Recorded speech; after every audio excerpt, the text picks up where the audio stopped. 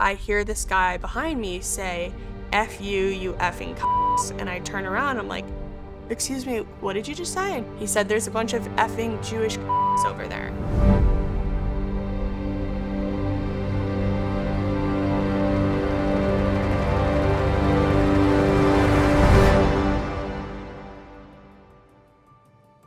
I grew up like an hour outside of New York City in the suburbs near Connecticut. There was a lot of Jewish people, very Jewish population, a lot of girls that were not necessarily religious, but like had bat mitzvahs and bar mitzvahs. I went to Jewish sleepaway camp, as most of us do.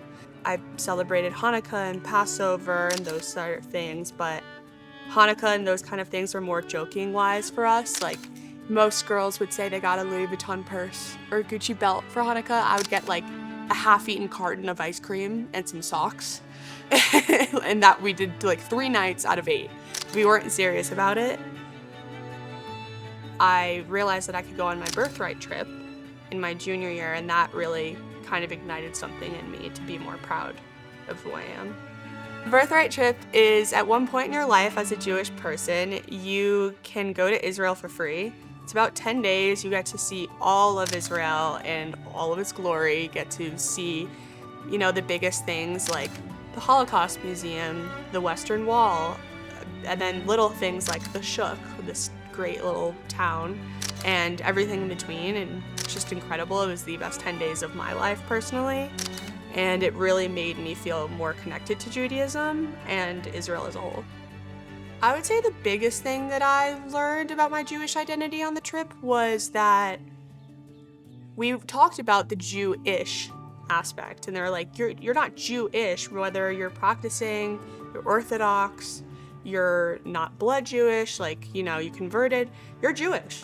And it doesn't really matter who you are, that's who you are. And that made me feel like, oh wow, you're right, I am. It doesn't really matter that I haven't practiced, that's who I've always been. And I think also having a community of people that I can talk to about that, and a group that I connected with immediately. I barely knew them. It was like 3 days in, I felt like I'd known them my entire life. I had never experienced anti-Semitism, and my parents never talked about it. It's not something they really warned me about, especially being in New York. There's so many Jews that it's just kind of, I don't know, you just don't really think about it, I never thought that anyone would hate me because of my blood. It's not even that I was religious, so I can't even necessarily say my religion. It's just who I am, and I can't change my blood. That's just who I have always been. I was in class, it was a crime class, and it was right after October 7th, and they were basically saying that Palestinian lives are superior to Israeli lives. And I was trying to say that Israeli lives or Palestinian lives are neither better nor worse. Everyone just has the same blood. Everyone deserves life, peace, and equality. And there was only one other Jewish girl in the class. We were just kind of looking at each other like, what do we do about this? There's nothing we can really do. And now we feel almost scared because at that point also, for me at least, I didn't really know anything about Israel, and maybe they did.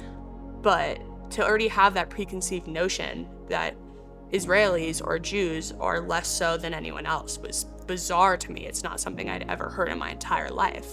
I had really never heard anything negative about Judaism before, or Israelis, especially because I didn't really know Israel very well at the time. So hearing that really felt strange. I started crying in the middle of class, and no one cared. I had been walking with Run for Their Lives. I didn't even intend to. I was actually taking a dog on a walk and happened to bump into them, and they asked if I would like to join. I said, yeah, why not? And I had to leave early for something, I don't recall what it was, and I'm walking back, and I hear this guy behind me say, F you, you effing c***s, and I turn around, I'm like, excuse me, what did you just say? And he said this in a sort of way that made me feel that he thought I was going to agree with him. He said, there's a bunch of effing Jewish c***s over there. And I said, well, I'm Jewish. And he said, well, F you too, you effing c***. Which I had never experienced anything like that before. I was so taken aback. Walking back home, I was hysterical, shaking, freaking out, just... Yeah, but don't call people that's not okay. I've never experienced anything remotely like that. I haven't experienced anti-Semitism, regardless being called that's like the worst thing that you could call a Jewish person. My reaction to him calling me that was disbelief, shock, terror, scared. I didn't know what he was gonna do, and no one stood up for me. I'm a young girl, alone, walking on Pearl Street.